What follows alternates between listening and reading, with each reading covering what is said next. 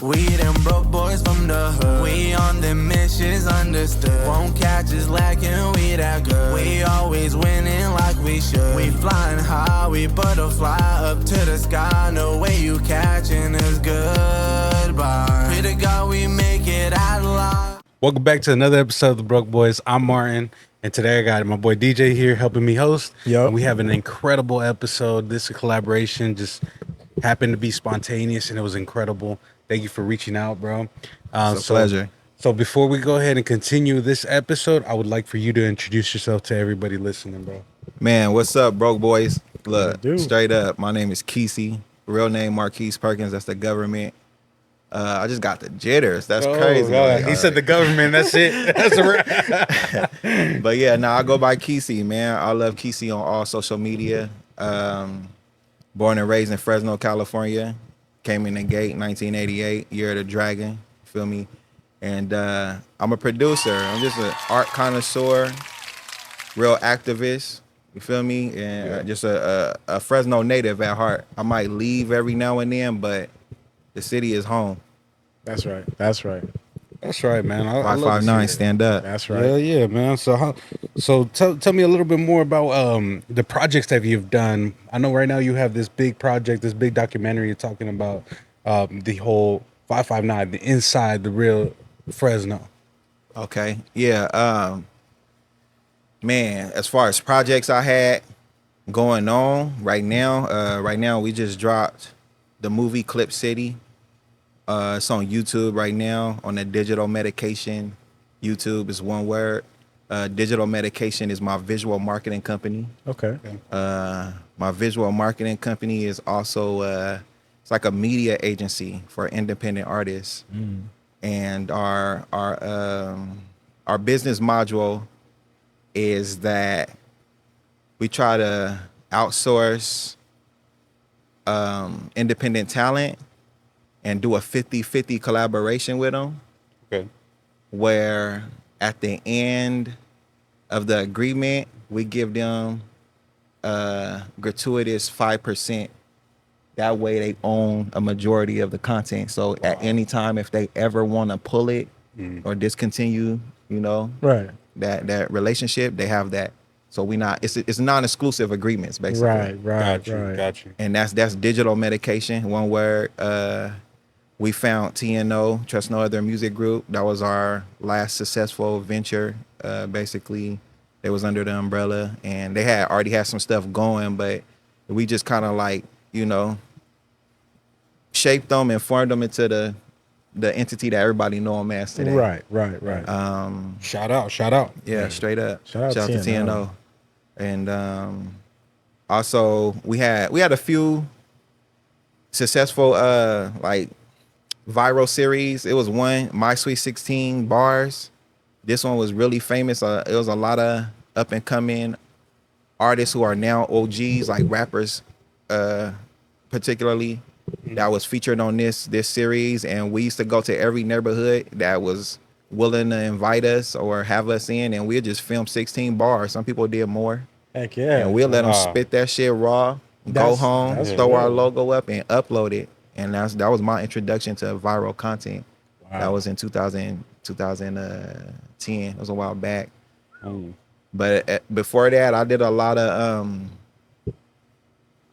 production for artists in Dallas. That's where I've been at for the past probably about 10, 15 years. Okay. Back and forth, of course, but really was just out there, trying to develop my portfolio and establish myself as, a contributing artist. Right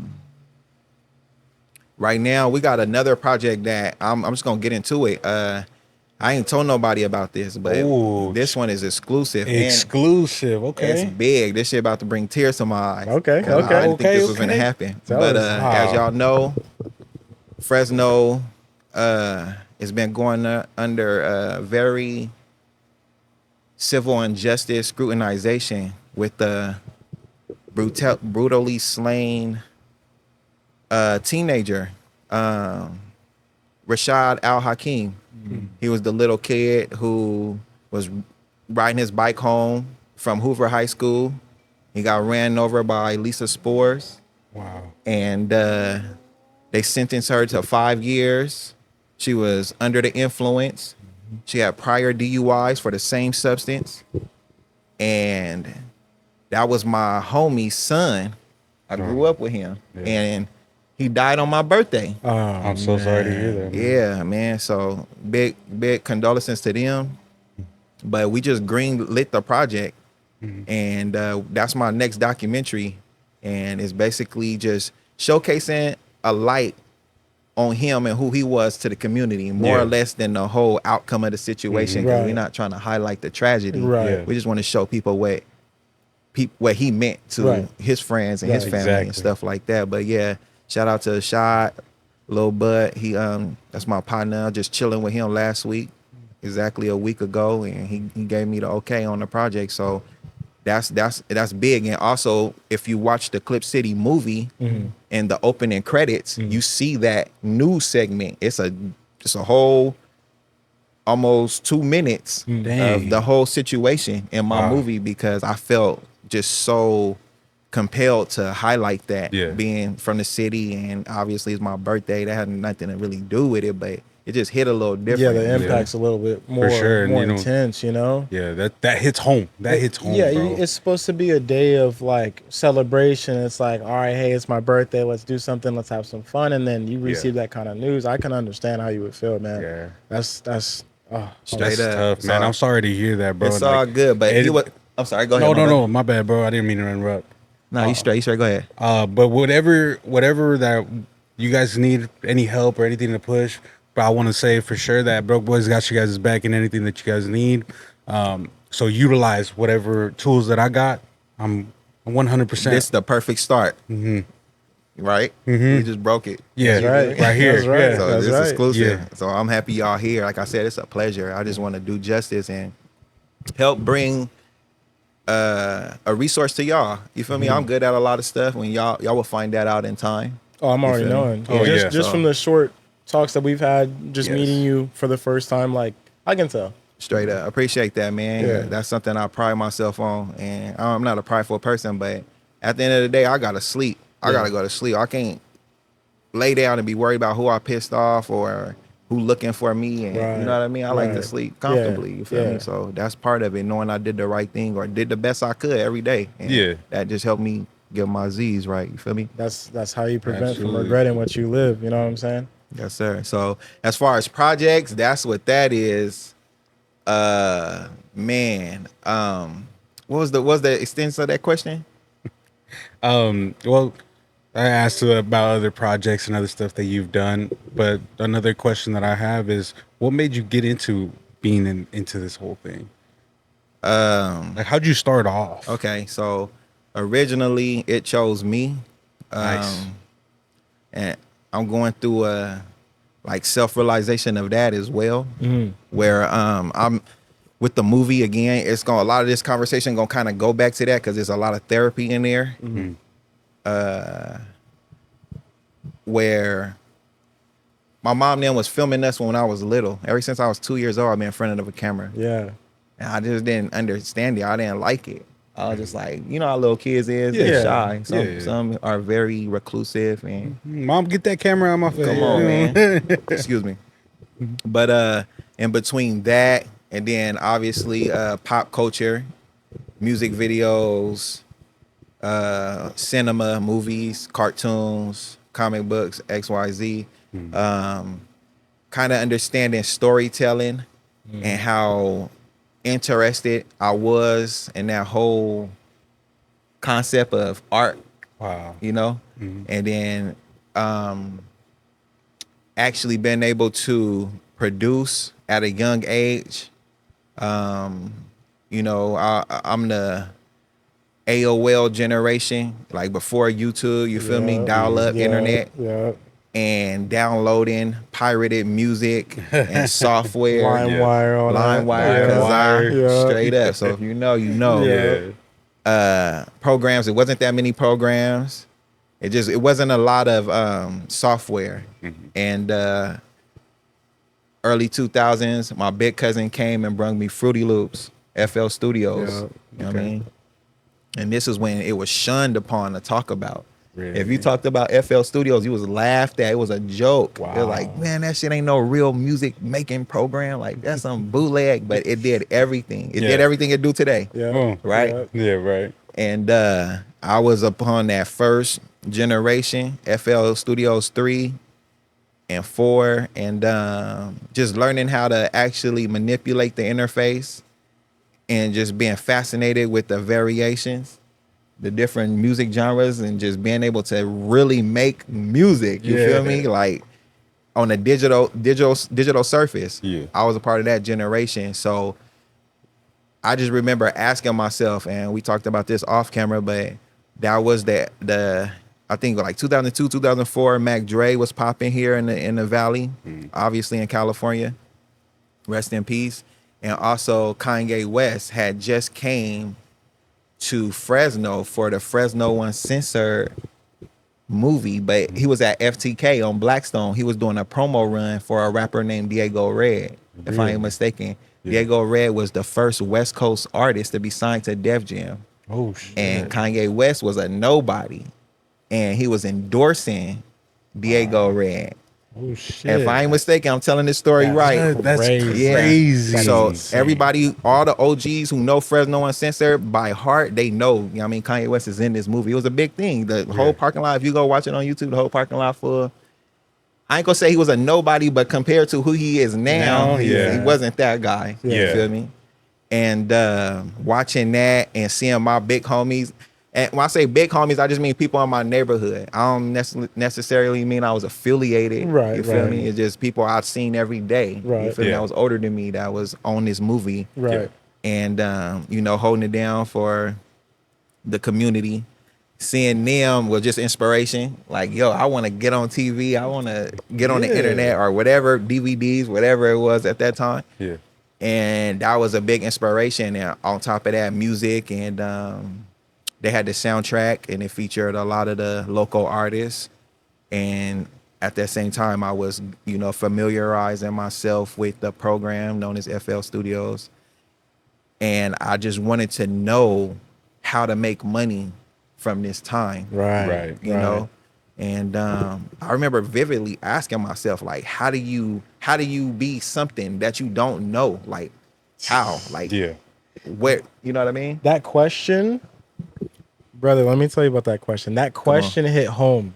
You know how many times I've had to ask myself that? Yeah. How do you, and this goes along to another thing that I was going to bring up as well, is like, there's no guideline. There's no instructions on how to do a certain thing. And now day and age, maybe. Right. You might be able to ask, You got okay, social what media, yeah, what steps do I have to take to get my few real estate guidelines, license? examples. Yeah.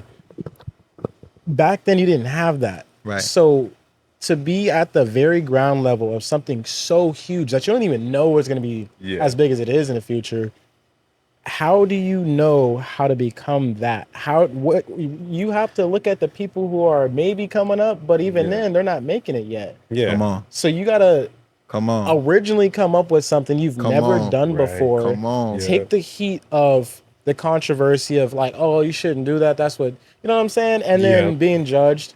Can you take the constructive criticism and can you continuously produce the creativity that the world is looking for? Come on. That question is amazing. And that's the fulfillment, right? And I feel like we still asking that question. You know what I mean? We still trying to figure it out. Yeah. And I guess now that I have experience, one of my, something I like to say is that I remember when I didn't know what I wanted to be. I remember when I didn't know what I wanted to be. Now I know exactly how to do it. Wow. And that just comes from experience. But how long did it take to find it? Every day. Yeah. Every day. Yeah. That's how long it take. Every day. Like, how'd you stay motivated during that whole thing? Tears, pain. You ever stubbed your toe on something? Yeah. As a little kid, and when you stub your toe, you kind of like want the world to end or stop for you. You kind of beat the shit out of the chairs. And you be like, wasting time on this one moment. Yeah. yeah. And You're like, then I when wish I didn't go through this, man. Like, why did I? Yeah. and you asking all these crazy questions. Yeah. But that shit still happen. Yeah. And you still got shit to do. Mm-hmm. And when you get older and you start getting more responsibilities and priorities and experience, you realize that the faster you get past this, the faster you can get to where you want to go. So you stub your toe over and over and over, and now it hurt the same, but it don't stop you as much as it. Right. That's why I say pain and all that stuff. So just going through the emotions, bro, of not knowing, and people closing doors on my face, or me just not being educated enough, or whatever it was, that wasn't enough to say you can't learn it or you don't want to learn it. Right. You know what I mean? And that was the motivation, just knowing that I wanted to do something. I'm just like, all right, well, I might not got it on this opportunity, but if I stay active, you know what I mean? Hopefully it'll present itself. And now I had enough experience to ask another question that's further into, you know, the experience of learning it and things like that. Right. And then when you actually get the opportunity, and you find fulfillment, because you might not successfully get every question right, but you know you got that one right. Right. You feel me? Right. So you know you're progressing. Come on. Exactly. Yeah. It's kind of like when you get in a fist fight. Have you ever been in a fist fight? The first time, your first real fist fight, you don't know what you're doing. Yeah. I mean, unless you had really some type of person showing you, but you don't really know what the experience is. You're And going then- based off of all adrenaline. Come on. And then as you keep fighting, you realize, like, all right, I need to just hold my hands up, or I need to watch what he doing. I need to Right. do this. And it becomes more familiar. Yeah. And that's pretty much the fight that you got to deal with the you know, strategy of it all. strategy of production, straight up. I got a genuine question. So then this is just me analyzing a lot of different things. You're a very positive minded person. Have you always been this way, or did you ever have to stop and realize and be like, man, I'm just too negative, or be like, man, I'm thinking too much like a pessimist. I need to change this. Did you ever have a moment where you were just like, nah, I got to change this mindset. I can't continue to be like this? I think I had a moment, and it wasn't pertaining to art Okay. or production. Okay. I used to frown a lot, and I was just like negative, I guess. And I ain't been negative in that way in so long, but I do remember the instance of what happened. And it was crazy because I was just like, me and my mom, you know, we have a very peculiar relationship. She's a single parent, and she had 4 kids. And I'm a middle child, so I always felt like I was overlooked. Yeah. Once the babies came along and stuff like that. So I just had this little, you know, negative vibe, like, so what attitude, I'm gonna do what I want to, like, poor me. And one time my grandma, she seen it, and I guess my mom had told her, and as soon as she seen me, she slapped me in the face. My grandma slapped me in the face and told me, your mom told me that you being negative, like you better stop frowning so much. And I kid you not, after that, I just kind of just like, I don't know what came over me. It just like, I was able to just kind of realize, like, ain't nobody gonna give me shit. And I was just like, all right, like, I got to start enduring all these obstacles and challenges. I got to be able to endure this, because it ain't never stopped. It's been here before. Right. Yeah, right. You know, before I got to this negative state, because as a kid, you don't really understand negativity. And all that Exactly, stuff. yeah, You don't know yeah. what poverty is. And Yeah. racism. You're just and all living that in the stuff. moment. Yeah. Yeah. Yeah. So after that, I just remember like kind of like adjusting my attitude, kind of taking more responsibility and accountability for my actions. And then I noticed that I started becoming a little bit more popular, Okay. and my influence started to go up. So then I kind of like just ran with it. That's a good question, because I'm having like dramatic flashbacks. Yeah. But it's for the better. But I'll finish that question and say, the negativity I guess I'm positive now because I'm very secure with my own abilities. Okay, yeah. I know what I'm good at. Mm-hmm. Like, everybody is not a doctor. Everybody ain't a basketball player. Everybody ain't a rapper. Right. Feel me? Right. Everybody not a podcaster. Right. Right. Yeah. But it's some things that I do exceptionally well. And when people tell me from a genuine standpoint, like, they can grasp the concept and they don't know me Right. of what I was trying to articulate, Mhm. that always let me know that I was on something. Right. You feel me? There's an acknowledgement. Yeah. Okay, word. I'll say this last one, skateboarding. I Okay, love yeah, skateboarding. I yeah, got yeah. scars and all kind of crazy stories for that. But I always got hurt easy, even in sports. Right. Somebody like football, I'm good. I could catch anything you can throw. Right. But if I try to tackle somebody, I tackle them and I get hurt. Yeah. And I'll be like, what the heck? Like, Reverse psychology. instantly, I knew I'm not a football player. Yeah.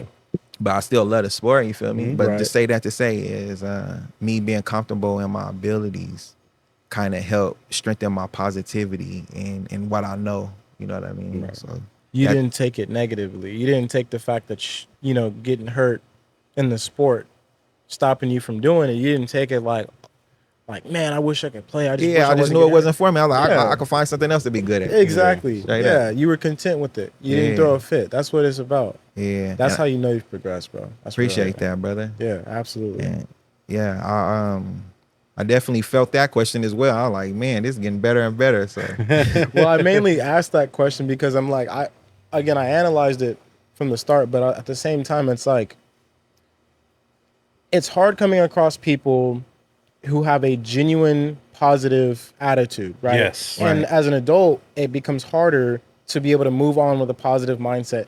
I can go to work tomorrow and my coworkers is having a bad day and it's rubbing off on everybody, right? Sometimes some people just have that attitude where it's just like, bro, how do you do it? Every time I see you, you're positive, you're confident, you're doing your thing. Like, you're not letting the minuscule stuff stop you. Even if it's something big that's impacting you, you're not letting it stop you from reaching your goals, and you're not letting it ruin your day. Right. It takes a lot. It takes a lot. read more books. Yes. Trust me, Yes. there's so many experiences that you ain't had yet that you can learn from before you encounter just by reading a book. Not a movie, not a podcast, not a TV show, not a video game, a book. I'm gonna say that to segue this. Earl Nightingale, old entrepreneur, Napoleon Hill. I want to say Napoleon Hill, then Earl Nightingale, but his voice is distinct. As soon as you hear his voice, it sounds like $1 million. If you ever heard money, it's his voice. Okay. I'm serious. And he got so many self-help books that help you understand the psychology of being positive. And I'll say you can listen to them in audiobooks. Yeah. That's just as good. Reading is good too because it give you your own idea of how things sound and your own visualization. But he said this one book. I worked at this very negative plant and it was for airplane parts. And I'm talking about it just seemed racist. It just seemed very negative. And I used to listen to him every morning on my way to work. And he used to have this thing where he would say one positive person could influence a plant of 1,000 people. He said, but you got to be positive every day, regardless. And your positive energy will rub off on one person, and then that person will rub off on one person. Them people will rub off on 2 people. Them 4 people will rub off on 8 people. It's a domino effect. Come baby. on. Yeah. And I kid you not, I had to walk to the back. I worked in receiving. I worked in logistics. You feel me? Receiving and the shipping all the parts and stuff. So it was in the back in the warehouse. And as I would walk back, I'd be like, good morning. And people would, how's it going? And then every day, at least one more person would be like, good morning. And to the point where I would just walk and I wouldn't say nothing. They'd be like, good morning. And I'd be like, yeah. So them type of experiences, man, that, like I said, the positivity it's in books. It's in a lot of books. So read more, kids. Heck yeah. And that's what I feel like a lot of people don't do nowadays, bro. I'll admit it. I don't listen. Hey, bro, like, I'm sorry. Like, public system kind of failed me. Yeah. I can't read. I mean, I'm not going to lie to you. The audio books too, man. I'm Yeah. telling you, it's so much game. My ADHD is kind of hard, though. Like, I'm like a squirrel. Like, you know what I mean? And I definitely feel like, again, being born and raised in a generation where everything's accessible and our attention span is so short because of things like Vine, TikTok being established in our day and age and our everyday access. It's like, I can't even blame kids for not sitting down and reading through a full book. Come on. You know what I'm saying? Even I know, and I don't know the real statistics on this, but I can guarantee you a lot of people that are graduating high school right now probably don't got a good grade reading level. Yeah. I can guarantee that. Oh, wow. There's probably a few of them, but I'm just saying, like, the education system. But it was designed to fail, and we can get into that in a segue. If we go through the questions, we can come back to that, or we can just get into it. However, But and thank you for redirecting it. for sure. I don't want to go over, but a lot of that it was designed to fail. The whole system, that's why it's crashing now, and we'll get into that. But man, just positivity is just about. Just an understanding of who you are and accepting that, being accountable and responsible with your energy. Yeah. Not just throwing your weight on other people and expecting other people to understand everything. And it's just it's something that's learned. Yeah. You gotta learn it. Yeah. And it comes with and it definitely sounds like you mastered it. Seeing the vibe, seeing like just the aura that you give off, bro. It sounds like you just. And I'm big on empowerment, right? Because the fact that y'all could comprehend and articulate, let me know that you're going to get it. Because that's how everything works. Like, energies agree. Yeah. They have to agree before they can even, like, correlate. Yeah, they have to agree. Like, you have to be able to identify with it to go that way. Right. Like, some people over there doing drugs and smoking crack, you're not gonna just go smoke crack unless you're a crack smoker. Your energy gotta go over there. Like, don't be smoking crack behind me. Straight up. But yeah, man, I work on it every day. You know, I have my days, but even in them times, I try to just self-analyze and just. Like, is this gonna cost me something in the future? Right. You know what I mean? And I don't have a problem admitting that I'm wrong. That's the part of accountability. Yes. Like, right. You know what I mean? That's a big thing too, and I feel like a lot of people can lack on it. Sometimes I do lack on it. I ain't gonna lie to you. I'll be honest. We all do, brother. Yeah. We all, especially as men, we do. Yes. That's part of us. We are bravado creatures. We're very like. Me or no way. Like, this is part of survival. The first rule of survival is self-preservation. So if you feel like you right, you're gonna do what you think is right. Absolutely. So it ain't nothing wrong, but if you're wrong and you want to keep living, you want to do it right. So that's where the accountability and the responsibility of holding yourself accountable comes in. Because you want to get further. It ain't the sun you and be like, you got to stay in your place. It's like, nah, I gotta let you know that I'm trying to empower you to become more. And I guess another thing too is just about the gatekeeping. I want to see people go further than me. Right.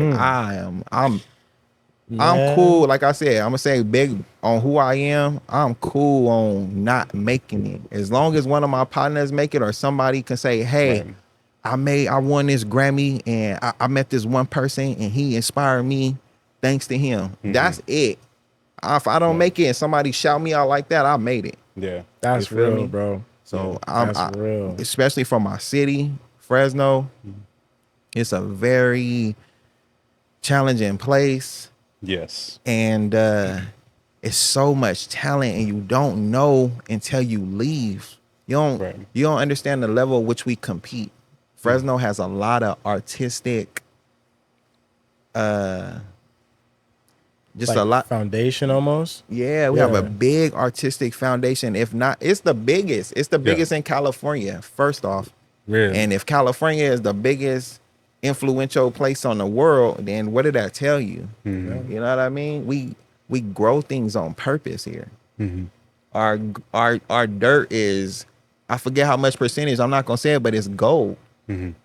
It's real gold in our dirt. You remember, you ever heard of fool's gold and all that stuff? Mm-hmm. That come from gold, come from that mineral, that AU mineral. Yeah. So gold is the #1 mineral on the damn market. Mm-hmm.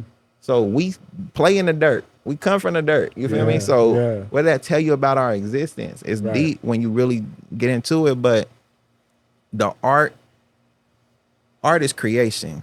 And God's first nature is to create, and we're creators and we're creative. What did that tell you? Yeah. We're gonna be high. Yeah. We're gonna be high. Yeah. You feel me? Yeah. So we have a very competitive attitude.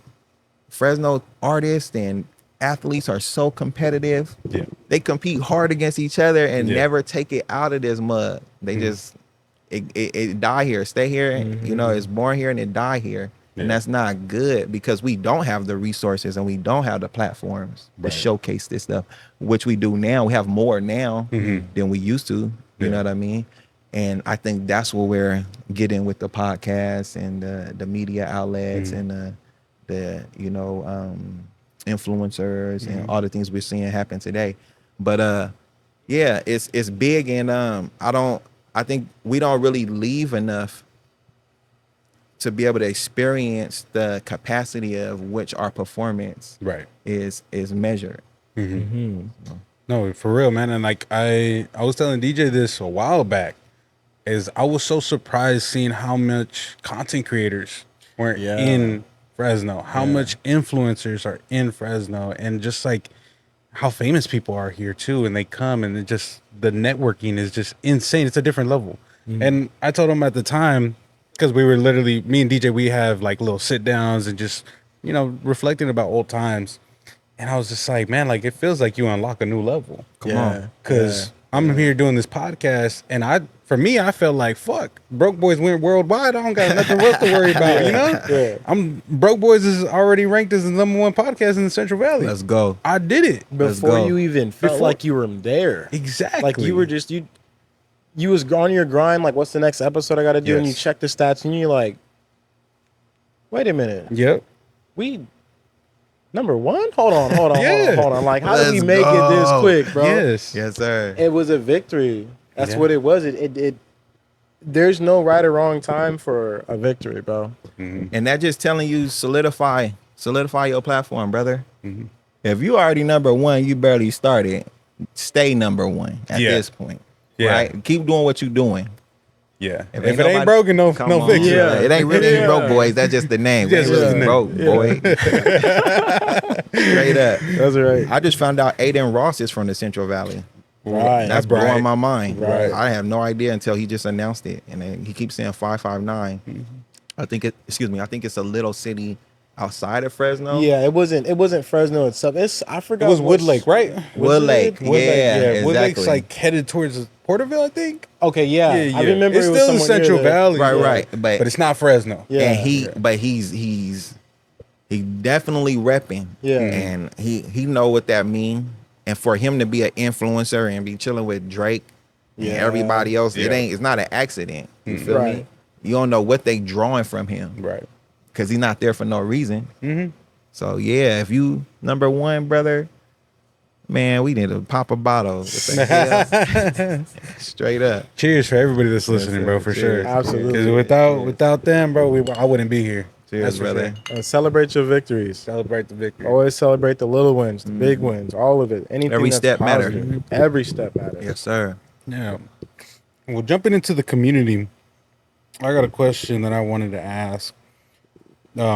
What part of Fresno's history is the most people outside the area don't know, but that should? Breakdancing.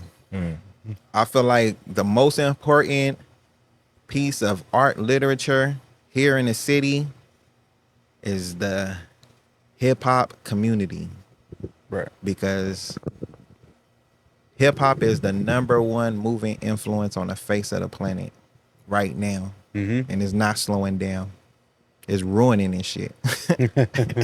Everybody want to be a rapper. Yeah. Is if we did it right, it'll be cool, but obviously the money and all that stuff got involved. But we're not gonna get into that. Yeah. But the art, most important art piece here, I would say, is the history of the hip hop. Because one thing people don't know, hip hop is not just rapping. Hip hop is a collective of expressions.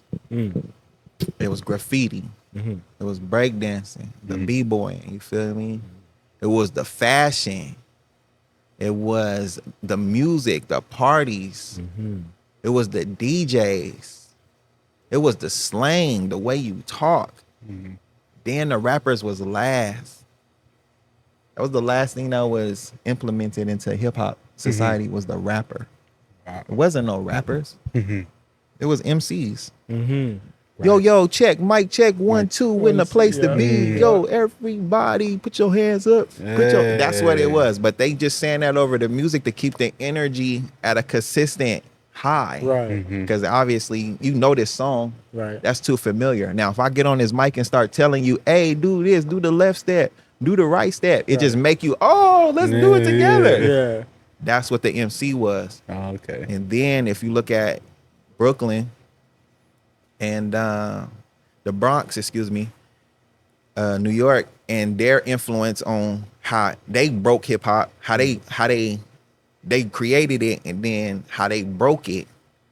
And I don't mean broke in a sense of like hurt it. It just how they pushed it into the community, right? It was a party. And it was all ethnicities. It wasn't just black people. You feel me? It was Mexicans, Latins, Irish, whoever was in the community that was down with the culture. Really? Yeah, it's big. And that automatically brung different flavor because you might be doing something. They might bring something that they do in their household to the party. Right. They might wear Adidas Kango hats and you don't know until you see like, oh, he got that on, he bussing. Right. You feel me? And then the language bussing. Like you say words and then like we don't say these words in our side of the world, but it flow with the you feel me? Yeah. So a lot of that, back to what I was about to say about how it's rich out here, the dancing, pop locking. Breakdancing was definitely, I feel like New York. I want to say that was a New York thing. But the pop locking just like and just bringing that and the robot and all that stuff is a Fresno innovation. And then if you know about the Electric Boogaloos, how they was featured on American Bandstand and Soul Train and all these different, iconic television shows back in the 70s and in the 80s that was in people's homes all over the world. Them niggas was from Fresno. Wow. You feel me? Yeah. Boogaloo Sam lived next door to TNO, Marlon the villain. Yeah. Wow. They live next door. They all live on Sampson. Really? Yeah. Westside Fresno. To this day. Crazy. That's insane, bro. That's serious. I'm not making none of this up. What? And a lot of them people, they worked with some of the biggest artists in the world, including Michael Jackson. You feel me? So those stories are important because we know Michael Jackson and we just credit him for everything. Like he was the idea and the creator, but he know the truth. Yeah. And obviously it's money in the politics and stuff like that. So they play the game that way, but the truth is the truth. Yeah. You know what I mean? And when you know the history, it kind of inspires you or help you move a little different. You feel me? And have a little more pride about where you from. Yeah. I.e. Fresno. Yeah. Man. Also, let me say this. We got some of the dopest graffiti artists. Man. Oh, I The know. murals Man, and the graffiti here is insane. But I don't know if you just saw the mural that they just painted in downtown. About look, I'll show you to you. They just finished painting it. They posted it in downtown Fresno for the whole immigration reform and No stuff. way. wow. Yeah, I ain't seen it. reposted it on my story because I loved it. I I love think I when seen people it. support like that. Did I see it? Oh yeah, I did. Yeah, I did see this. And they had a whole thing. I wish I didn't have to go to work, bro. I would have pulled up for sure. Wow. That's huge. insane. And there's so many of them all throughout the city. There's so much art, bro, and that's why I feel like it was such an impact when Art Hop had first got shut down, and that's why everybody was having such an outrage about it. It's like, bro, let people express who they are. Right. The talent is within the art. The talent is within the town, and the only place we really had to be able to come out and express ourselves or let these people express themselves, it's like we The ain't got fact shit that we now. got an art hop. It ain't Yeah. too many other cities in the world that just got Yeah. an art day. Right, right. There's You feel pop-up me? events and like farmers markets, Yeah. but it Right. ain't no art hop. Just yeah. for art. And it's packed out. Come on, Every man. single time. Come on. Man. And it's just a nice area too, right then and there. They fixed yeah. it up all down Fulton, bro.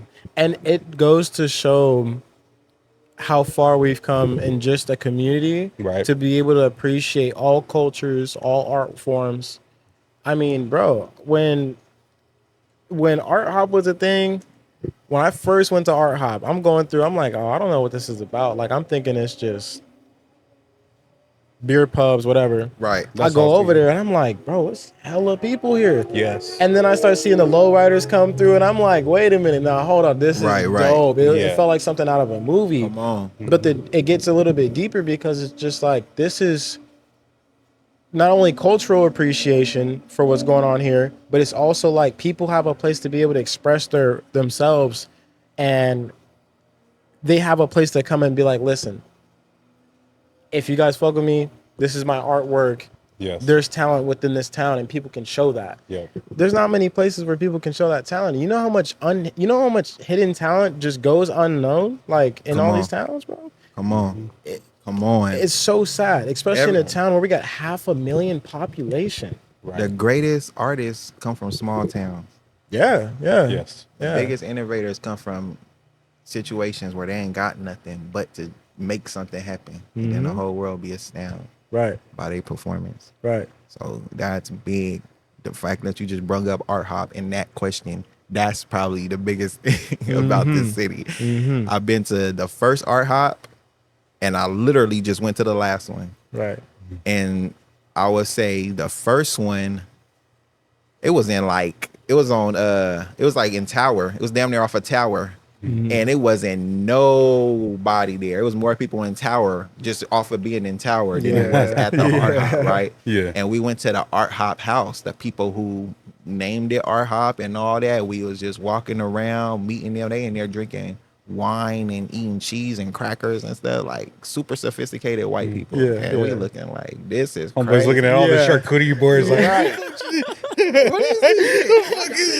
slice of salami, give me the whole sandwich. Organized meat, like for real. These aren't even Ritz crackers. Come Man, on. what for real gourmet. And me and my cousins just like we walking through and we all acting bougie, trying to talk proper and stuff. Pinkies up. Right, Like, distinguished. And I remember when the day they did the Fulton Street opening, and they had Chachansey and they had Keisha and them singing down there, and it was so many people. It was so many people, bro. That was the weekend I moved back. That was right before we started TNO. That was the weekend I think moved back from Atlanta, and I had never seen Fresno like that, other than the Fresno Fair. right. Yeah. And that right there let me know that this city is bigger than what they pretending to be. Yes. And just seeing everybody have a good time, all the taco trucks and the little vendors and just the little business is what I want to say. And Just supporting each other. Yeah. Let me know what was going on Right. in the inside of the community, right? They don't show it. Obviously, they show on the news, somebody got shot, somebody got robbed. That's all you see. Come on, but it's so much more going on There's so much more beauty to Fresno. because of the art. It's a design district. The whole city is a design district. Yeah. Literally. So art hop is probably the biggest thing. I'll take the hip hop and all that back. Art hop is very, very important. Very. That's crazy. yeah. Almost, man. This dude right here, keep him around. Yeah, This dude around. He know. He knows. It's your dog. Yeah, hell yeah. He knows. Yeah, that was a good answer, bro. Fuck yeah. Yeah. So I got a question of my own. So in regards to artwork and pretty much trying to stay focused on your own projects and things of that sort.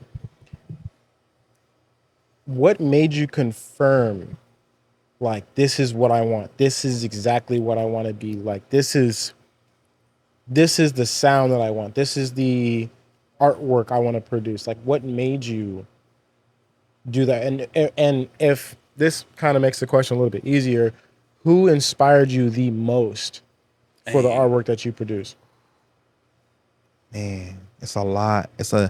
I was inspired by all the greats, man, starting with Michael Jackson. Okay, absolutely. Absolutely. Seeing Michael Jackson in 91, 90. Y'all was born in 88, but I didn't really start understanding visuals until like 90. So 2 years in the game. Probably by the time I was 2 or 3. And just wondering how the hell was this nigga the only person performing at this level? Like, it's only one of him. Yeah. It's only one Michael Jackson in the whole world. I was able to kind of like comprehend that. Like, what make this dude? Why is everybody, all the girls crying and fanning and screaming and one person? Yeah. One person. Yeah, Come literally. on, man. Then you get as you get older, you realize he been doing this since he was 5 years old. And that blow your mind because you just introduced to him at an elite level. He always been elite. He always had them girls crying and screaming and getting chased out of the buildings, and you know what I mean? Yeah. So as far as that, it had to be Mike, man. And then of course all the Mikes, Michael Jordan, Mike Tyson, Right. you know. And then a lot of the artists, once I started learning like superheroes, Stan Lee brain. I watch Marvel probably every time something drop. I see X-Men right here. I see Deadpool right here. I had a Deadpool hoodie on today. I got the Deadpool and Wolverine hoodie. I just had that on today.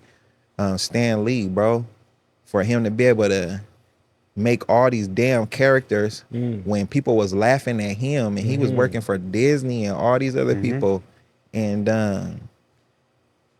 to reshape film and just art on so many different levels, from cartoon to comic books to action figures, just design. That's all design to me. Yeah. You feel me? Yeah. And being able to say, this is Stan Lee, and he the same person when you see him every single time. Yep. Right. How was you able to understand who you were? You know what I mean? Yeah. When did it click for him? Right. That's, the question you asking me. So being able to be inspired by people like that. So obviously that generation, like the 90s, obviously a lot of film, like I don't really want to get into directors because there's so many good film out there, but obviously, the most iconic ones that everybody grew up watching, whatever those are, those was always inspirational and made me want to lock in. But if I had to pick 3 people that just really changed the way I felt about art and just made me want to lock in and create something, obviously Michael Jackson, second Stan Lee, and then the third, I didn't notice until kind of recently, and understanding what he contributed to the entertainment industry is I would say Quincy Jones. Wow. And That's just a name I ain't heard in a while. Yeah, rest in peace. And I mean, everybody do something dirty. Ain't nobody perfect. You know what I mean? But as far as what he contributed, and like him and Frank Sinatra was best friends. Him and Ray Charles was best friends. Frank Sinatra is God. You feel me? Like a mob god. You feel me? Yeah. Got real mugshots, legendary mugshots and shit. You feel me? As a white man, but got treated like a guy. You feel me? Like in every community. So saying that to say that Quincy Jones, and just knowing what he contributed to the entertainment game, sonically, visually, and I think those 3 people, if I had to name 3 people that really carried an influence on my life, it'd be them. Hell yeah. Straight up. And That is amazing. yeah, seeing what they did just made me want to try something. I love those answers because it's like within those three answers, you can kind of see the type of creation you would come up with Yes. that type of inspiration, right? Yeah. And it makes me wonder, like, what is the younger generation's inspiration? I mean, content creation is a big one, right? With watching people, like, I can only imagine being like 5, 6 years old watching Aiden Ross and being like, oh, I want to be a streamer. I want to do what Right. he's doing, or I want to be like Kai Cenat. Mhm. And it's like, is that as high as the talent gets now? Is that as high as the inspiration gets now? What is inspirational to a newer generational or to a new generation? Mhm. And it makes you just really That's crazy think. because like you see it as like we grew up watching certain players. Okay, yeah, Right? yeah, We're at the era where LeBron James, I'm pretty sure you guys know LeBron Yeah, James. yeah. It's already close to his end. Mhm. Stephen Curry's almost out as well in the NBA. And it's just like, who do you look up to next? Who's the Right. next gen of those players? right, Whether it's all the rookies that are coming in or the leftover all-stars. right. But I think there's always going to be somebody to look up to. In that generation, It's that very generation. critical that you say that because we're at the end of a generation. And critical that you say that. It's pivotal. With the internet, it's important that we do our research. It's important, man. You have to know the eras because if you want to be great, you have to know where it comes from. I study artists. I study like Rembrandt, Picasso, Da Vinci. I just, you know what I mean? I just kind of just, obviously, when I was young, you heard about these names in school, and I'm like, why are they still talking about them? yeah, Right. What's the significance of that? So let me see if I could identify with what they were trying to contribute, right? And every 7 years, it changed really. And lately we haven't been having no changes because of the gatekeepers. Now we have analytics. So analytics can control the metric as long as you know what success look like, quote unquote. Quote unquote. So with that, they like, all right, I know if I do this, I will get this, and I'm Right. okay with that as long as that's what I want. right, right. Instead of just saying I want to be innovative and do something that never been done before, because that's not common, right? Right. Kobe is one of my favorite people on earth. I go God, Jesus, Kobe. That's how I look at humans, right, and that's just me. The work ethic that he put into the game, not passing the ball at one point, being an 18-year-old rookie straight out of high school, playing on the greatest team, Yeah. one of the greatest teams of all time, with some of the greatest players who's soon to be of all time, and having to live up to that. He had to do things that was unconventional, right? And you couldn't really get that analytics unless it was like Jordan or somebody who came before him, Barkley or Larry Bird, whoever. Magic Johnson. He had to look at the eras before him to be great. He couldn't just say, "Oh, I'm just gonna come out here and just go off the stats." Yeah. I had to look. He had to look and research and do all that. So that's what I'm saying about with the what we kind of like champion is a success as far as streams and Right. stuff like that, Right. influence. I guess if that's what the generation champion, then who am I to say that that's not relevant? right. So I can't really answer that question in that form, but I can tell you that if you want to be remembered, you gotta remember, right? You gotta remember what happened before, because the history will repeat itself, and that's the only way to stay ahead of the curve. So I would say, just doing the research, man. The eras, especially in music, that's why music sound the same right now. Yeah. Because everybody's going off of analytics and what's successful versus how people how do people create? How do people produce? And just learning that it's really not no right way to do it. It's not no wrong way to do it either. Yeah. It's just figuring it out. Yeah. If it hits, it hits. And if it don't, it don't. They say, That's you just gotta mix your highs over here and your lows gotta be at. Right. Man, nigga shit be unmixed. It be slapping. Yeah. Turn that shit up more. Yeah. Like I just want to feel it. I don't Because care. it's something different. It's not the norm. It's not the average category of this is what this music is. Right. Being right. able to get out of the norm and create something new, something authentic. It's like, I like the way that you broke that down, bro, because on social media, that's all I ever see now. I follow a lot of music producers who will go on FL Studio, who go on like these different programs. Right. And in the car community on TikTok, a lot of people are into like that bass boosted, like crazy disruptive type of noise. And you know what I'm talking about those reels. It's become too much of a trend, and people are like, oh, the numbers are popping off. I can get my music out and I can blow up off of this. Yes. Hey, using it for your own upbringing and your own outreach. Hey, if that's what you want, if you want to be able to blow up off of that, and the analytics is saying, hey, you produce this type of music, you're gonna get up, do it. Yeah. But now it's just like when the trend is out there, I notice it and I'm like, all right, I'm not Perfect word you said. Yeah. Trend. Yeah, Trends don't last. exactly.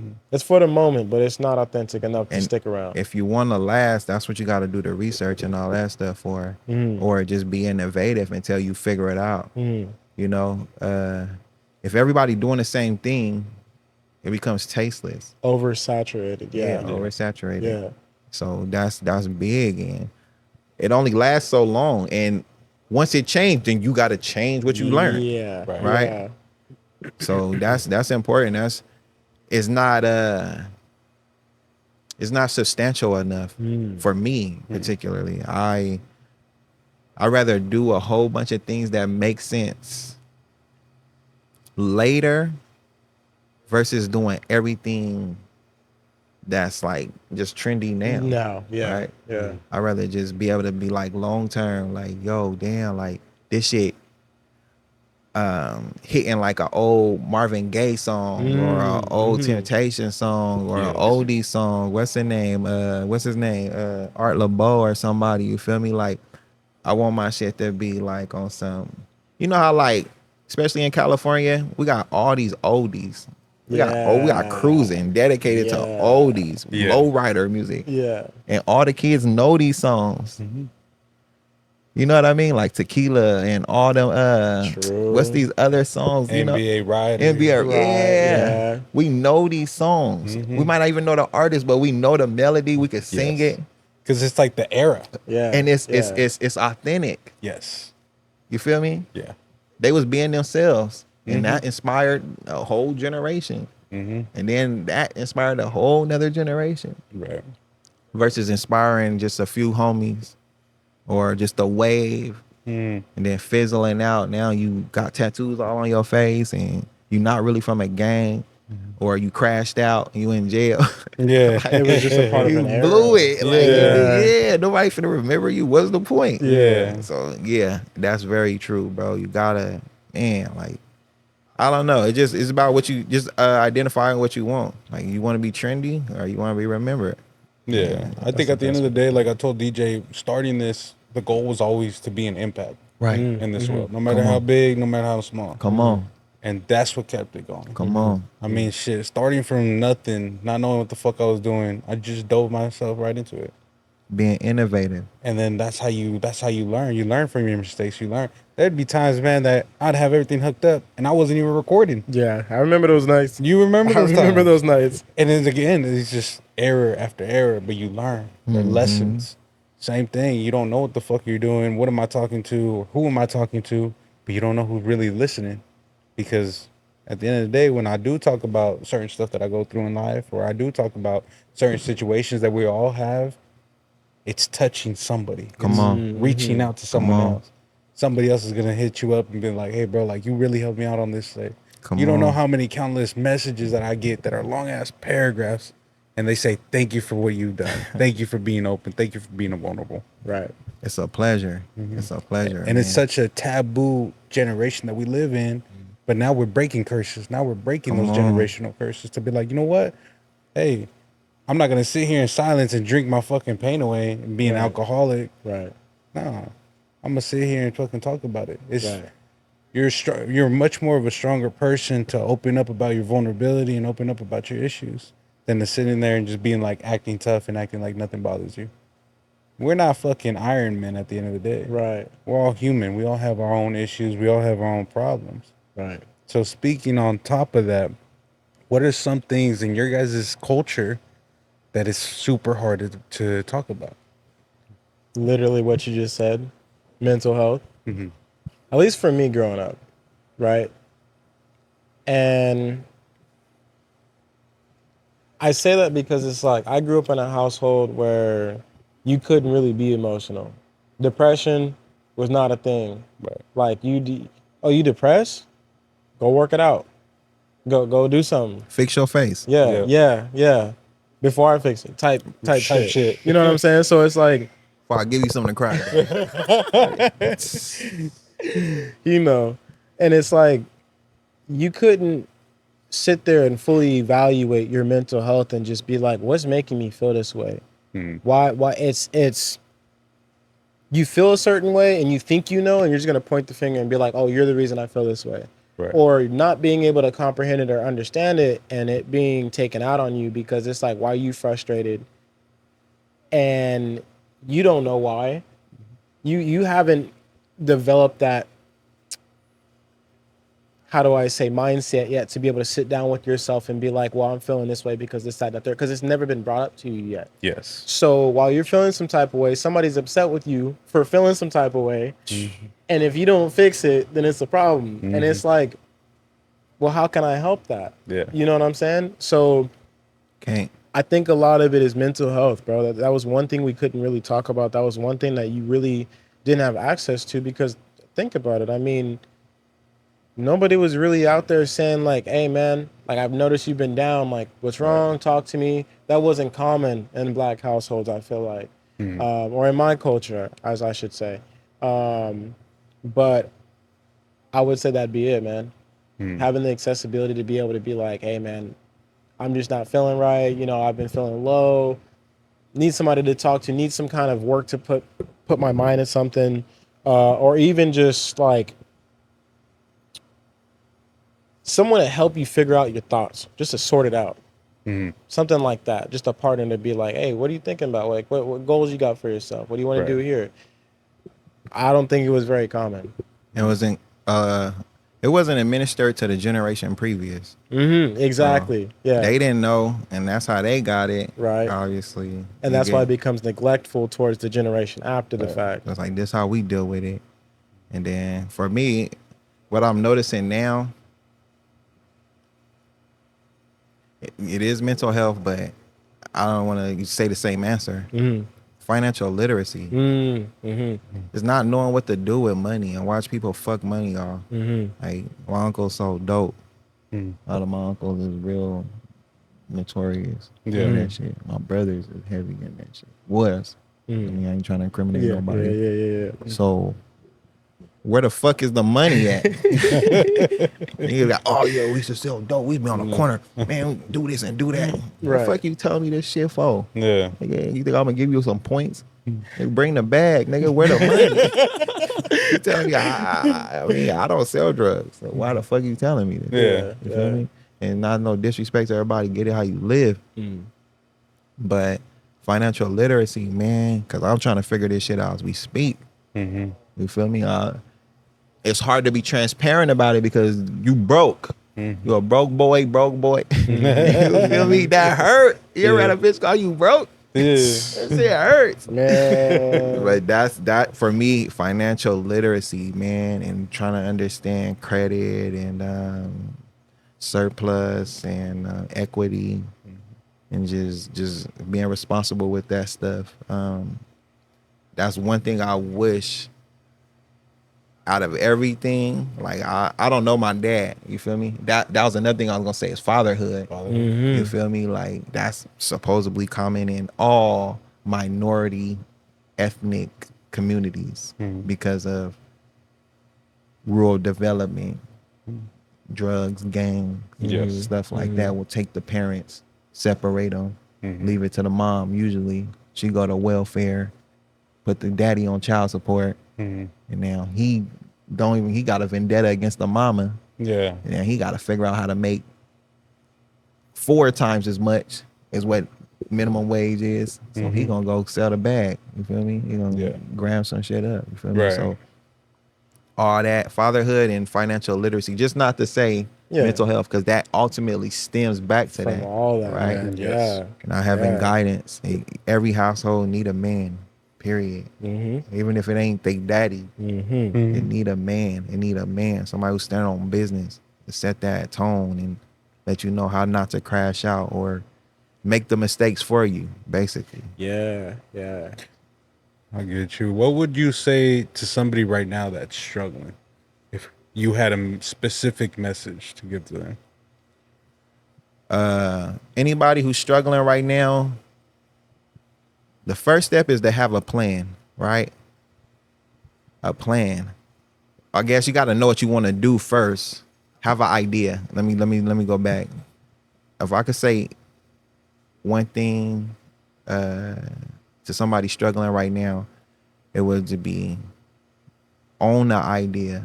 Own your own ideas, because all your thoughts are not yours, first of all. Some stuff you just been hearing people say, and you believe it because you're conditioned to think that that's valid, and that's not your idea. So own your ideas first. Second thing is to get a plan. The plan is never going to go how you expect, but it just make sure you get it done. Yes. You're going to have challenges, obstacles, and different circumstances, scenarios. That's going to come. But the plan lets you remember why you got into it in the first place and what you're trying to accomplish. Absolutely. So if I could say anything, there'll just be that. Just and then follow through. Get to the end. Don't give up, right? Anybody struggling, don't give up. It's not an option. It's not an option. Giving up ain't an option. You're gonna die either way. Choose your heart. Right. You're gonna be dead. You sit on the couch all day. You're gonna be dead if you go out there and face your fears. Absolutely. So choose your heart and just don't give up. What about you? What would you say? I think you just said it the best way possible. I mean, I think anybody who's struggling right now, the best thing that I could say is just make younger you proud. Come on. Imagine younger you sitting at the edge of the bed when you wake up, looking at you like, man, what are you going to accomplish today? You've made it this far. What are you going to accomplish today? What amazing things could you do today that would put a smile on my face? What goals are you going to reach to make your inner child happy? I stand by that because, you've seen how I grew up, being passionate about cars, being passionate about just the culture of music and stuff like that. I'm a little different. I'm a little alternative, I guess you could say, because I like alternative versions of things, right? The same thing like drifting, what I was talking about earlier. You know, most people of my culture, we into donks, muscle cars, loud bass, stuff like that. I was more into Japanese cars, drifting, stuff like imports. that. But implementing the culture into it at the same time. I'm now at the age of 25 being able to had that Lexus that I had. Yeah.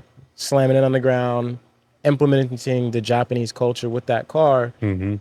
But at the same time, putting my own little touch to it, making videos out of it. You know what I'm saying? That cured my inner child because, like I said earlier, being on Forza, making them videos and stuff, I was doing that in high school before it was really big. Right. So then I ended up looking back at myself now being like, bro, if I would have went back to my 16-year-old self and showed him a reel that I just made, he'd be like, there's no way you own that car and you made that. Yeah. He'd be happy. And I think that's what drives me the most. So I would just say, anybody who's struggling, just remember who you do it for. Remember why you do it. Yes. And if all else fails, just make younger you happy. Put that smile on your younger self. Let me ask you a question, Martin. Yeah, what's up? What was it like for you growing up in Fresno? Oh, I had it pretty rough. I grew up in a very toxic household. My dad was an abusive alcoholic, and my dad was very strong on be a man. And he, in certain degrees, I am appreciative to a lot of things that did go wrong, because it toughened me up. It gave me that thick skin, and I didn't take shit from anybody, And I think I look back at all my life decisions, and I'm like, hey, I know what I did, but at least I did it with full potential, with no fear, yeah, you're gonna risk it all. I don't got nothing else to lose. Yeah. And that taught me a lot. I mean, even growing up around gang members, growing up around people that were selling dope, weed, you name it, all the drugs. Like here in the Central Valley, in the area that we grew up in, you saw all that. Yeah. Right. But it definitely shaped me to be like, hey, I got to find a way out. Come on. Hey, I don't want to end up another statistic. Right. Because that's what they see us Mexicans sometimes too. It's like, well, you're gonna be in like another essay, be another homeboy from the streets, and it's just like, no, I ain't gonna end up like another number. I want to be something. What was some of the things that made you happy? Like, what was some of the things you enjoyed doing? Like, I always just enjoyed being creative, having no restrictions on just doing what I wanted, playing basketball, playing football, soccer, and just messing around with everybody. I mean, there was times that I think DJ has seen me too, and we'll all play basketball, and I'll be doing like some crazy ass fucking moves, but just for the fucking Let's fun of go. it, you know.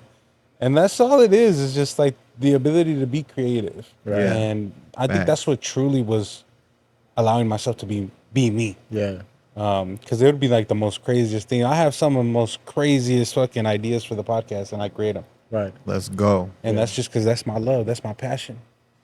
So most definitely is a message that I would say for if you like had it rough, find the positive and maneuver through it. I mean, shit, all the stuff that you go through, you might as well just switch it up. Things happen for you, not to you. Yes, absolutely. Dope. Thank you for the question, bro. Man, for sure, anytime, man. That's what I do. And one more question. What kind of hat is that, bro? I've never seen this hat. And I've seen it on a podcast on Instagram. I said, I got my ask on when I see it. So this hat right here is from a brand. They gave it to me as the care package from Never Trusted. It was presented to me from Between Pods. It's another podcast here in Fresno from Caesar. Shout out Caesar. And shout out Aaron and JJ for the care package because they hooked me up with all this stuff. And they're Fresno based. So, shout out to Never Trusted, man. Shout out Never Trusted. Sir. Go ahead and check them out. They just dropped new t-shirts. Let's go. I love it. Love their brands. Dope brand. It catch my eye every time I seen it because I already know what the F for. You know, and we big on that. So yeah. Just seeing a different style of F, I love that because I remember when like the Grizzly F started popping. Remember the famous Star F? Everybody was wearing it for a minute. For family and all that. Yeah. So everybody get the tattoo. Do you see? Yeah, for sure. That. And put the 559 on it. Yeah. Right? It wasn't even hard, but we took it. So seeing this one was like, I like it. Yeah. I like it. So that's dope. Shout out to Never Trusted, man. Shout out Never Trusted, bro. In Between Pods. I'm catching y'all. Catch up with y'all, man. Hopefully we can get one going straight up. Okay, yeah. Where we at in the segment? I mean, we've been jumping around a little bit. We kept it in line a good amount. Yeah. Sure. The only thing that we probably didn't hit is the immigration. Let's do it. Let's do it. Let's knock it out real quick. Okay. So, have you or anybody in your guys' inner circle experienced anything wrong with the immigration or the system in general? I have one experience, and it wasn't me personally. When I was growing up, in our community, like it was very diverse, a lot of immigrants, and I had some homies from Ethiopia. I want to say East Africa, think it's East Africa. But they was Ethiopian. And you know, I never thought too much about like customs and all that stuff. But one of the homies, he was probably one of the more modest of the kids. Like he didn't really cuss. He believed in Jesus. Like, you know, he's one of the first people to talk about it, as far as like, you know, some people just don't bring certain stuff up. Yeah. And we got older, and I heard about him getting caught up in customs, and they deported him back to his home country. But he had been born and raised here. Yeah. And I think he just went over there for a family vacation and then got sent over there. I don't know what happened, but when he came back, bro was homeless, like lost his mind. Like, it's not somebody you would ever have expected to be on these Fresno streets. Right. Loving family. Just weird. Just the whole situation was weird. But just that experience alone let me know like that shit was unfair. Yeah. So I can only imagine, you know, what the natives is going through. People who've been born here and having to go through all this chaos, and the children, especially the children, and the trafficking and the perversion of it all. You feel me? When these fools then kidnap black people and built the country, and we still suffering from the trauma. And then we had to go through civil rights and all this stuff, and it's still not resolved. Right? Right. How much more is it gonna, how longer is it gonna go on? Exactly. And what are the ramifications? Like what level is it really going to? Yes. So that is very concerning to me. Yeah. I agree with you on that. What's super concerning is, one thing that I didn't know, and it was a fact, is that there was over 50,000 troops, Hispanic troops, that helped during the Civil War. All that's erased from history. Yeah, I They didn't even know that. specifically removed it from history Right. because they didn't want to show that the Hispanic culture contributed to the battles. Right. But there was Puerto Ricans, Cubans, Mexicans. Right. I mean, you name it. They were Come on. here trying to help out, and they fought in these wars. Come on. I mean, shit. Like a week ago, there was that whole flooding in Texas. They were literally still sending Mexican firefighters from Mexico to come over here to help out the floods. Right. Just because the country doesn't have, quote unquote, resources. And all the resources are in LA watching the protests. But it's like, these Mexican people are coming from out of their country to save us, to save and help out. And what are you doing? You're trying to keep them all out. Right. I feel like right now it's very imperative that we mobilize. It's hard because I feel like black people feel like, well, we had this done to us, so now it's happening to y'all. This what we talking about. But obviously, ICE don't give a fuck. Yeah. Once they get done with y'all, they coming back to us. They not, you know what I mean? Yeah. Obviously, this is Mexico. Yeah. A lot of these cities is named after Latin terms. You feel me? Yeah. Texas is Mexican territory that was pillaged, and whatever words you want to use to be established as American territory. Yes. And the only way to resolve it is to unite. It's the only way. And to put everything aside, it's the only way. Like, that's why I want to talk about it, because I feel like even at some point I felt like that. Yeah. Yeah. Damn, like this been going on. That's what I've been hearing about from my culture, right? Mhm. But we got kids. A lot of black and brown people got kids. Mhm. They Yes. not finna care about, oh, your mom's black, we ain't gonna mess with you. Mhm. No. They gonna be like, oh no, we still feel like this towards you. We always felt like this since the beginning of this country. Right. Right. It ain't gonna never stop. Yes. And it make you feel like, who do we need to get rid of for real? Mhm. You see where I'm going with this, right? Yeah. I see where you're going with it. And it's very hard to talk about because obviously nobody don't want to be the target. Mm-hmm. Yeah. Everybody just like non-violent. Oh, we seen where that get you. Yeah. I've been wanting to speak on that so bad. Come on, I've been wanting might to as speak well. on that. Mhm. But again, nobody want to be a target. So it's like, it's not censorship, but you know where it leads to. Yeah. Come on. And it's that's why I feel like a lot of people feel helpless in certain situations. And I've been saying, when it comes to protests and stuff, peaceful protests, it gets you outreach. It gets the problem noticed. Yeah. Originally, protests were supposed to get noticed by politicians that were supposed to be like, okay, we understand where you're coming from. Let's try and make a change for the people. Somebody that was for the people that was in charge is going to make a change. Yes. You don't have that now. If it's us versus them, who you think gonna win? Who? If it's us versus them, who you think gonna win? That's the song. Yeah. That's where it's at. Yeah. That's where it's at. For a Gas and shift that he roadways. didn't even work. It's crazy. I- That's crazy. You know, and then we allow it to happen. We don't speak up. We speak about those things and Right, nothing right, really right, right. happens. So back to the same topic. It's Right. how far can you really get with peaceful protests? How far can you really get with being peaceful before things start to change? And then, you know, And you know it's crazy? They counting on us to go into a civil arrest. yeah, They want us to fight back. right.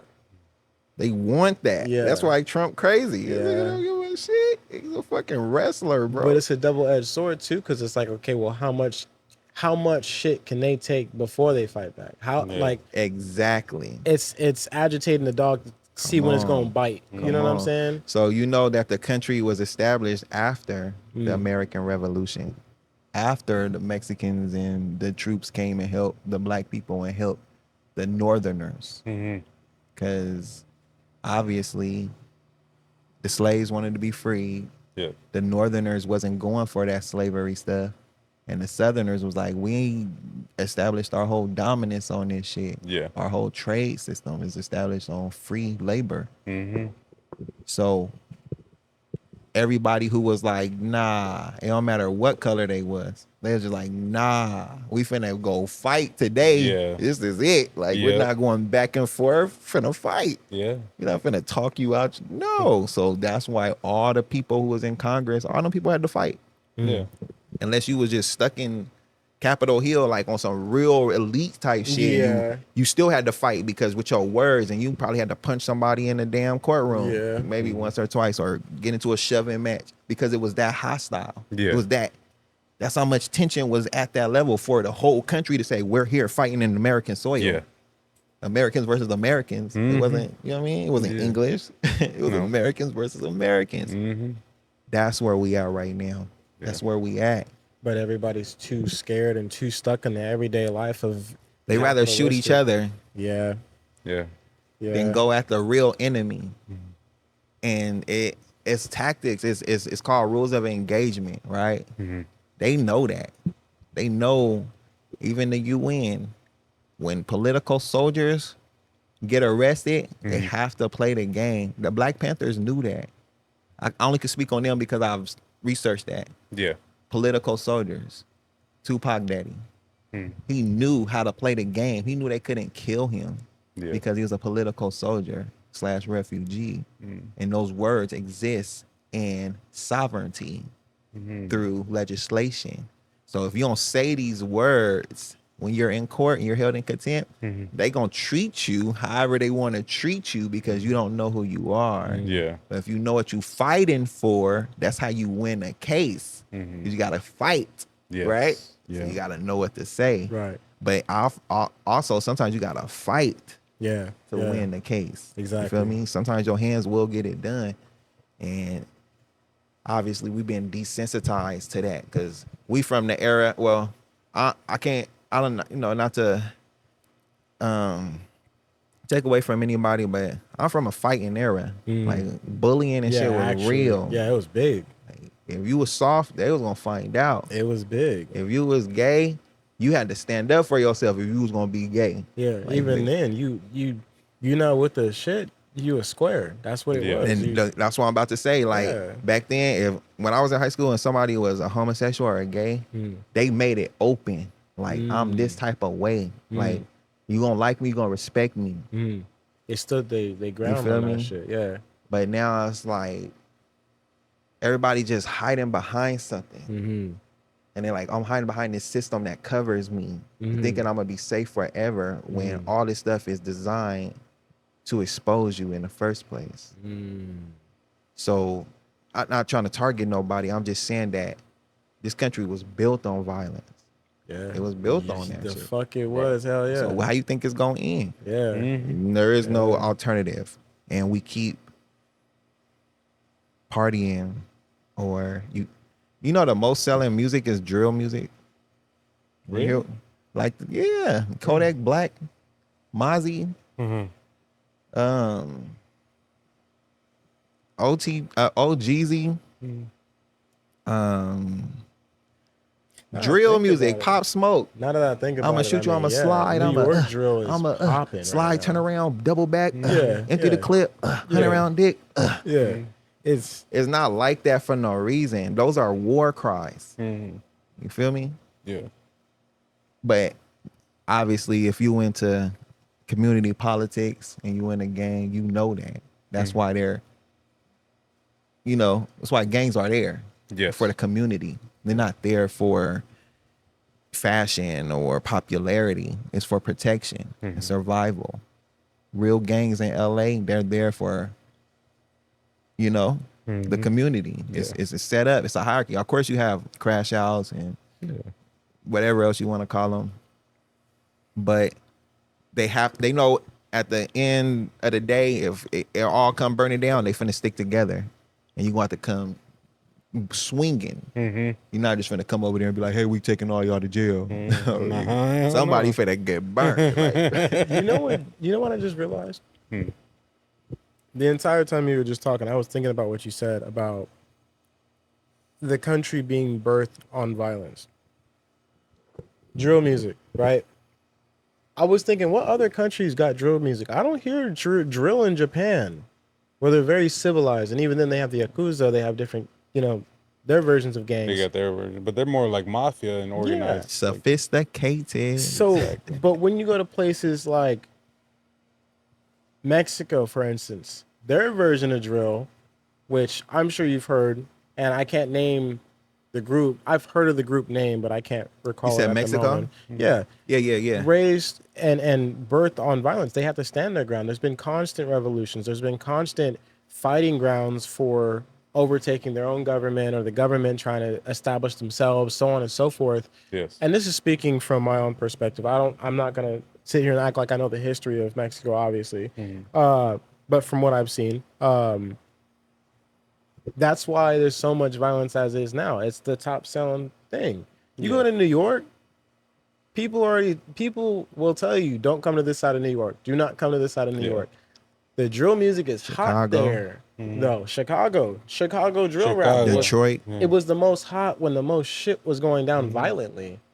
And it's like you attract what you give out. Come on. And a lot of the times it's just like you won't never reach a place of progression if you're stuck in the same place for so long.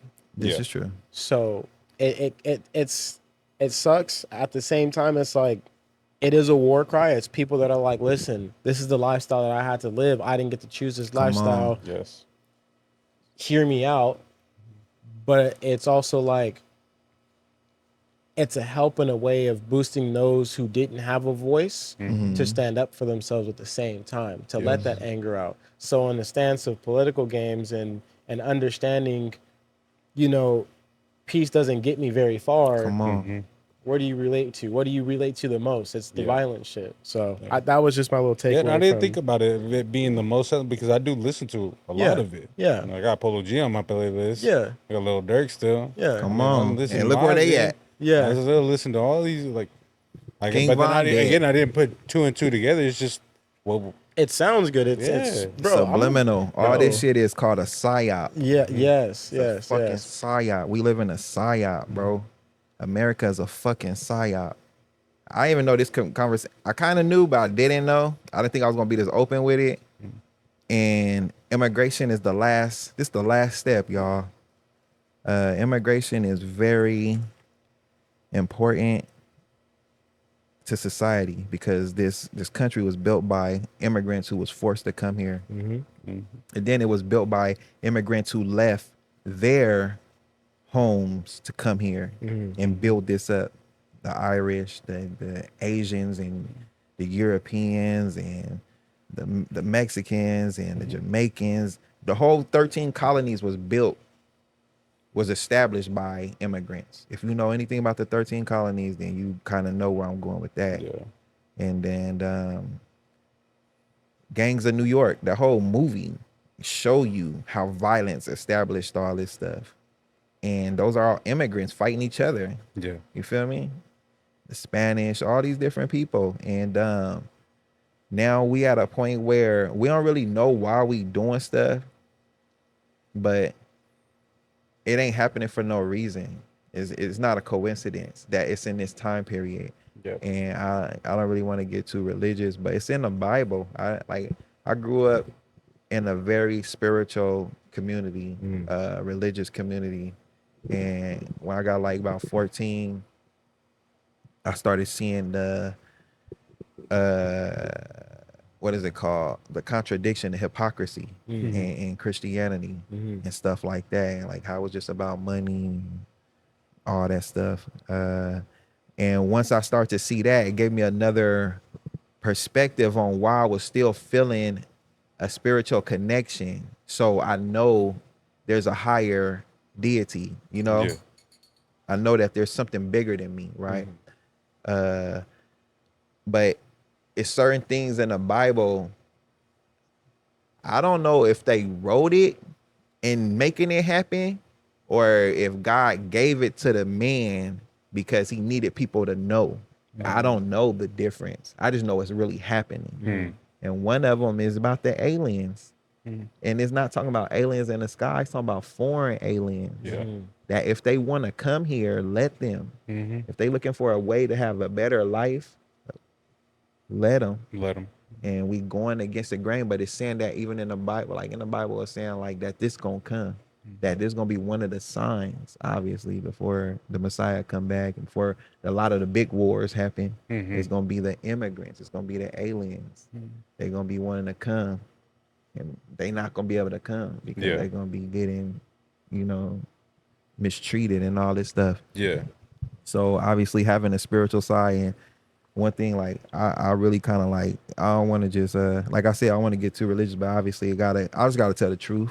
I feel like that's the important of any podcast, is to share the truth, man, because it's just important. You don't know what's gonna really happen. We don't know how we can really change this thing, right? And obviously I made it this far, you feel me?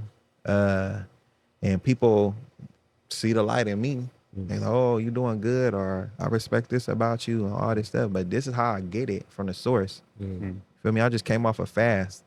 Like I'm not eating for like 2 days, and then eat like 2 pieces of fruit, and not eat for another 2 days. It's about nothing, bro. Just drink some water for like 2 days, bro. And to some people, that's a lot. But to me, it'd be like, I could go longer if I really want to. I'd be hungry. But I also have to download some type of epiphany or have some type of Discipline. Discipline, especially discipline, so that if things do get bad, I know I can survive, or I can be a little bit more just productive with the bare essentials and stuff like that. So saying that to say, all this stuff is not happening for no reason, man. And it's hard because somebody obviously is gonna feel the aftermath of it, and it's really one of them things where we got to figure out how to have a more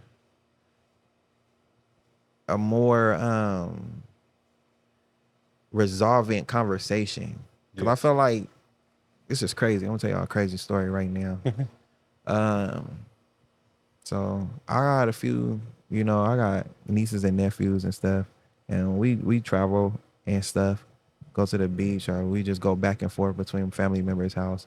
And one morning we got up and we all went to my sister's house, and we driving past Blackstone and Knees, and they was having a rally, and it was just all, it was just supporters down. If you look down Blackstone going south, just hella people. If you look going north by In and Out, just hella people. And my little cousins, my nieces and nephews, they're like, what the heck? Like, but they knew. It's like, it's for the immigration. Telling you, they like in first and third grade, between first and third grade. But they knew. Right. And that was just throwing me back. Like, that's how significant this shit is. Like, it's on the level where it's affecting everybody. Yes. Yeah. I grew up in a multicultural household. My best friends were Hispanic since I was little. You feel me? Yeah. My first time spending the night at somebody's house that wasn't my house was a Hispanic household. It was so crazy about that was so is mine, bro. See? So is mine. That's crazy. So it ain't no way I'm not affected by it. Yeah. You feel me? Yeah. And in Fresno, the Hispanics show me more love than the black people. Like, my own family, I feel like be hating. I shouldn't say this, but I have to, because I feel compelled to say it now. And when I reached out to you, it was like butter, bro. I didn't expect you to be so open. I didn't expect that. I thought it was gonna be like, oh, okay, I gotta see what I gotta do, and then bullshit me. Yeah. But it was like, nah. And I said, when I said, and he was like, I was gonna wait till next week. Then I told my girl, I was like, nah, I'm gonna get my hair cut. I'm gonna be ready. Yeah. I'm gonna be ready. I'm gonna get through everything I gotta do. And we was gonna either shoot it in there, or we gonna shoot at my sister's house. I was like, nah, let me shoot it in the garden. Yeah. It's like, it's important that we put these energies around us, right? Yeah. Going forward. So they all in there know I'm shooting a podcast right now. They're like, oh, they want to look out the window so bad. But I told them, just like, if y'all do, just don't be distracted. I don't know what they're doing, probably on the computer or something like that. But the fact that I'm telling you the story about the immigration and how they're able to comprehend, the children are able to comprehend that it's something important happening. Yes. This is a big impact in every community, not just one. All of us. So our generation, just lucky that we the ones who gotta, and we the ones who have to figure it out. And when I say lucky, I mean that sarcastically. You know what I mean? Like, it's a big issue. Yeah. It's a big problem. And speaking up, like, my homies in Texas, this is crazy. They damn near voted for Trump. And the whole campaign and all that shit, I'm talking shit. Yeah. Fuck this weird ass, orange peel face ass maniac. I don't care, bro. I really like that. Like, I'll take it up with God, bro. I don't really like that for real. I'm from Fresno. I'm from the worst part of Fresno. I ain't gonna say where. I live in every part of Fresno, put it that way. So I'm not really, I don't know what to be scared of. I done seen aliens. I done seen shit in the sky that I can't explain. I don't know what to be scared of in Fresno. You feel me? My sensitivity of fear is off the Richter. Right. I gotta see some shit I can't explain. You feel me? For me to be scared. Yeah. I have nightmares that traumatize me, and I live with them. It's a memory now, right? But I'm still okay. I'm still all right. So I'm gonna be okay. So to talk about this weirdo, fuck Donald Trump. That's for a reason. You feel me? that whole song, that whole movement, that was Yeah. for a reason. Yeah. You know what I mean? And obviously, we got people playing both sides, Mm. and I guess they call it strategic, and it's counterproductive at the end of the day. But my roommates, I don't care if they see this, they know I love them. Was just like okay, like they was trying to like reason with his logic and stuff, and I'm like, he's a maniac. You know what a fucking maniac is? You ever seen Yeah, a like a maniac? picture of him. Yeah, like you in a know, dictionary. nothing you say makes sense, but you gonna stand on it. Yeah. A fucking maniac, Yeah. bro. And to me, that's scary. If he became the president, And who else is? what the fuck? Mhm. It's deep, bro. It's Yeah. deep. And that's why I picked immigration, because it's the forefront of the most significant thing that's happening in front of our eyes. It's bigger than the fashion. It's bigger than the crypto. It's bigger. This shit was built on immigration, bro. Mhm. It's not, you cannot unchange that. They're trying to rewrite this shit. Yeah. It ain't enough. You can't rewrite it fast enough. You're not going to be able to. You have to drop a nuke and incinerate this motherfucker Mhm. and then rewrite it if you got people left. Yeah. It's gonna be a lot of bloodshed. Come bro. on, man. And it's happening. It's happening, bro. It's happening. And obviously, it's kind of like too late, but it ain't. Mhm. It's just about what we do when we wake up tomorrow. Yeah.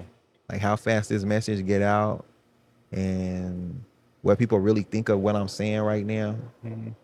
And like, if y'all want to carry that image, it's a lot of that. It's a lot of that. And I'm not asking y'all to put this out. Yeah. I just wanted to have a conversation. Yeah. None. And So- Broke Boys always stood on.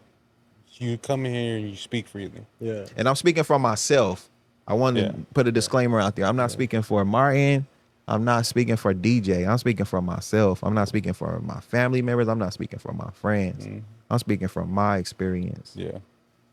So however you interpret that, hold me to it. I can handle it. I wouldn't have invited y'all here if I knew Yeah. I wasn't able to. 1000%. Yeah. You know what I mean? Speak your mind and Yeah. And say you're, how you feel. like I said, you're 100% allowed to speak your mind. Anybody is. And I will always stand on that. There's nothing wrong with that. Everybody's entitled to their own opinion. You're your own person at the end of the day. And I just got nothing but respect for you to come on here and to really be yourself. Appreciate With you no having hold, me. with nothing holding you back. Literally. It's been a pleasure, y'all. Straight up. You know what I mean? I appreciate you and I appreciate the time and thank you for inviting me over here to your home. And I'm glad that we got this going, bro. Yes, sir. I'm looking forward to see what y'all do. Like I said, I'm finna go rewatch, do my research. I got time. And I really wanna build that relationship, like the production. I wanna build the production side. Because one of my long-term goals is to own that commercial production company here, like that Universal, like the New Line, like a, you know what I mean? Like a Netflix. Yes. I want that, like a YouTube. Mhm. One of my biggest visions is just seeing a building downtown with our logo on it. Yeah. I've been having that vision, and I just kind of like know I got to do the work before I can get it. I know it ain't gonna just. Manifest it, bro. Yes, sir. Speak it into existence. It's on the way. Shout out Yeah. Broke Boys Podcast. Shout out Digital Medication. Shout out to everybody who's been, involved with the advancement. You feel me? The progress on both ends, on both parties. And I just, I feel like obviously everybody just need to kind of figure out what's important and put the pride aside. Like Fresno pride is one thing, but then like personal pride is another. Yeah. Yes. You know what I mean? And obviously it's enough space for all of us. Just be upfront, hold yourself accountable, and be prepared to do the work. Yeah. Yes. You know what I mean? Because that is not going to get handed to you. And if you want to keep it, you're going to have to work. 1000%. Right. That's a huge thing too. Fresno pride, man. People be too prideful to shout their own people out, and that's what we talked about too when we were on the podcast with Isaiah. Yeah. And it's just like, your homie's got talent. You know they're trying to make something out of nothing. Mm-hmm. Shout them out. Yeah. Even Share, if it's just whatever. just a simple like. Just let them know somebody acknowledges them and that they're willing to be like, hey man, I see what you're doing. Keep it up. Simple message, whatever it is. Yes. I got one more thing to say too. Mm-hmm. Begging and asking is two different things.